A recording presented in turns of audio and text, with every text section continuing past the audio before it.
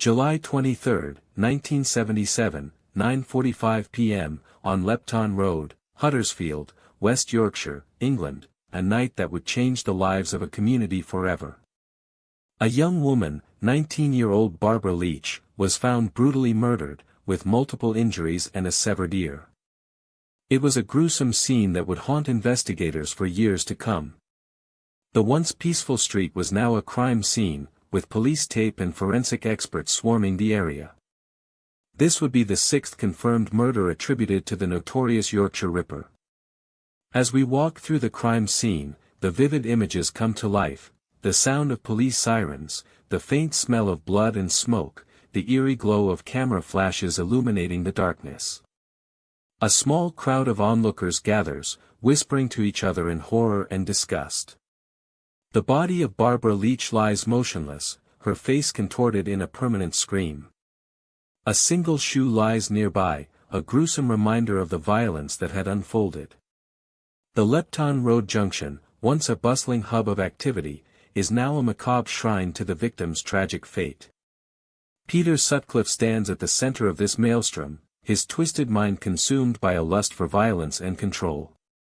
A seemingly ordinary man, a married father of two, with a job as a lorry driver, but beneath the surface, a monster lurked. Sutcliffe's appearance is that of a typical Yorkshireman, weathered skin, a shaggy beard, and a rugged demeanor. But as the evidence mounts against him, it becomes clear that nothing about this man was ordinary. His crimes would leave a trail of destruction and despair in their wake. Eyewitnesses reported hearing a loud screech of tires and the sound of a vehicle speeding away from the scene.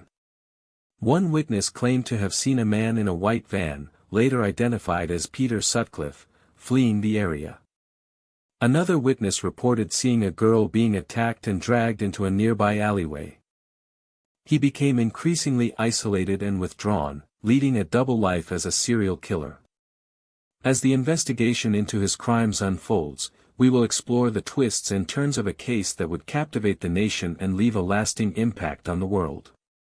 Peter Sutcliffe was a 35-year-old heavy machine driver living in Hebden Bridge, West Yorkshire. He was married to Sonia Sutcliffe, a nurse, and they had a daughter, Julie. Their marriage was described as happy and ordinary, despite an abusive childhood. At least, that's what it seemed like in public. His friends considered him a quiet, ordinary bloke. A typical family man.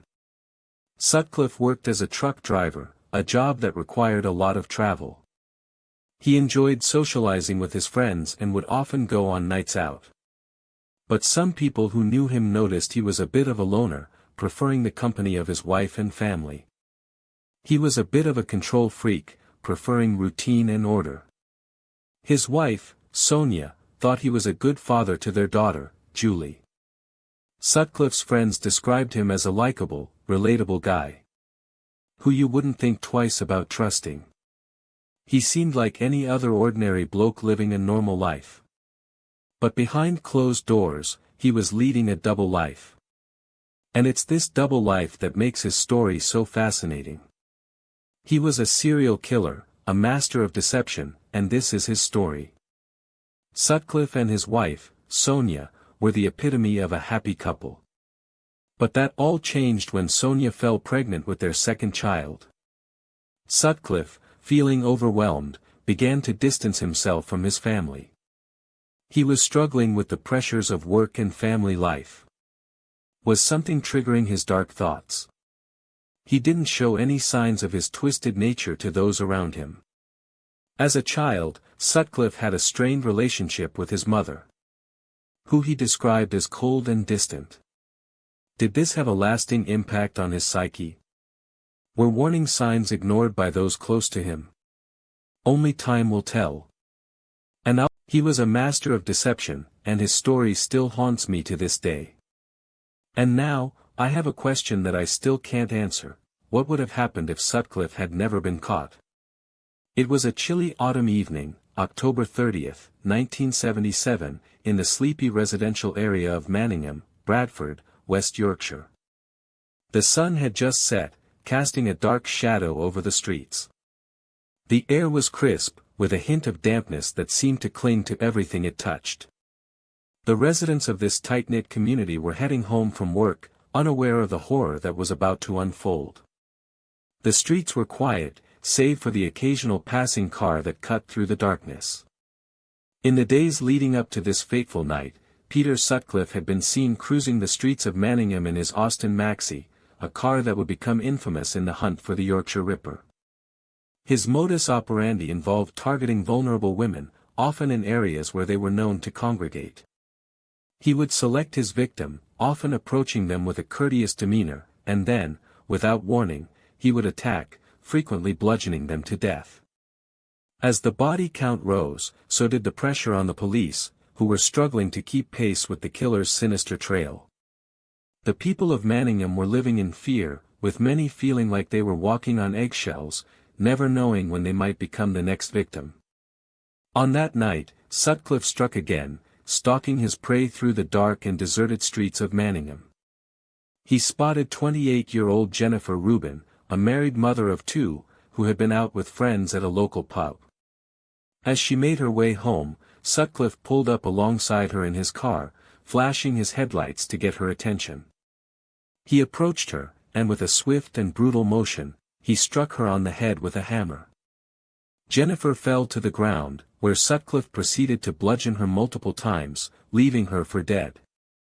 The sound of her screams still echoed through the night air as she lay dying. The most shocking detail of this particular crime is the sheer brutality with which Jennifer Rubin was attacked. Witnesses reported hearing a loud thud, followed by a series of sickening blows that seemed to go on and on.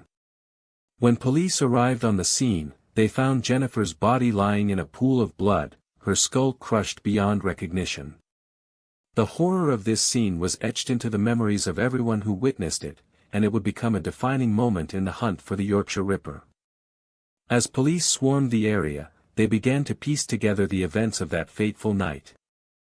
They took statements from witnesses and started canvassing the neighborhood, searching for any clues that might lead them to the killer.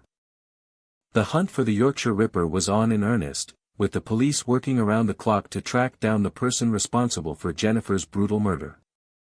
But as the investigation unfolded, it would become clear that this was just the tip of the iceberg, and that the true horrors committed by Peter Sutcliffe were only just beginning to come to light. The full scale of Sutcliffe's crimes would soon become clear, as police discovered that he had been responsible for a string of brutal murders and attacks that had taken place over several years. The people of West Yorkshire were left reeling, struggling to comprehend the sheer magnitude of the horror that had been perpetrated in their midst. As the truth about the Yorkshire Ripper began to emerge, it became clear that this was a case that would haunt the nation for years to come.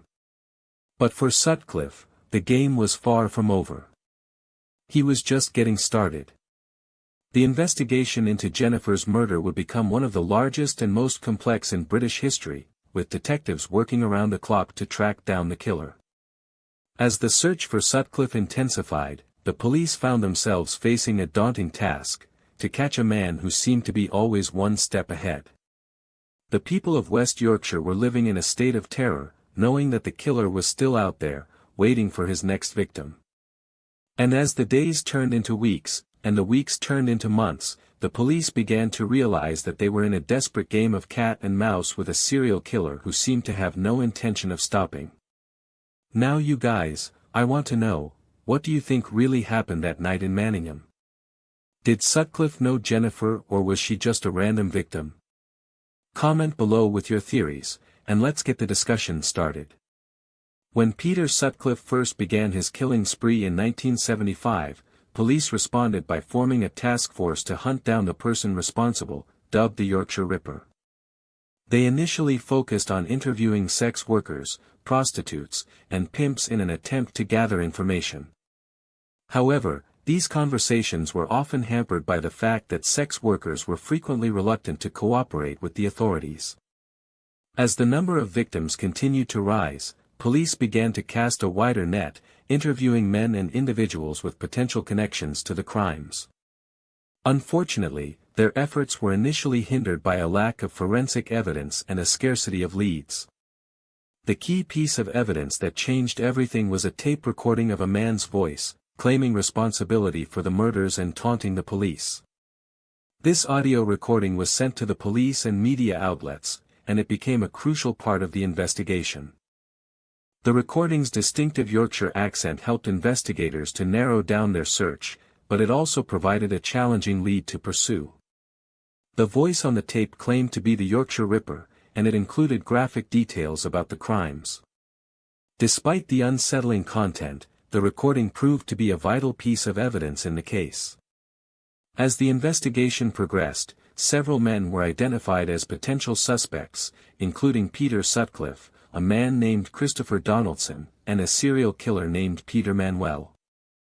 However, it was Donaldson who initially drew the most suspicion, due to his similarities in appearance to the man on the tape recording. Police also investigated a man named Kenneth Wolstenholme, who was known to have had a relationship with one of the victims. Meanwhile, Sutcliffe, who worked as a lorry driver at the time, seemed to fly under the radar, despite having a history of violent behavior. However, Sutcliffe's lack of alibis and suspicious behavior would eventually raise suspicions about his involvement. The red herring that wasted months of investigation was the trail of false leads and misleading information provided by a group of hoaxers, who sent a series of fake letters and audio recordings to the police and media outlets. These pranksters, who claimed to be the Yorkshire Ripper, led investigators on a wild goose chase, providing false clues and misdirection. The hoaxers' efforts not only wasted valuable time and resources but also created a sense of unease and uncertainty among the public.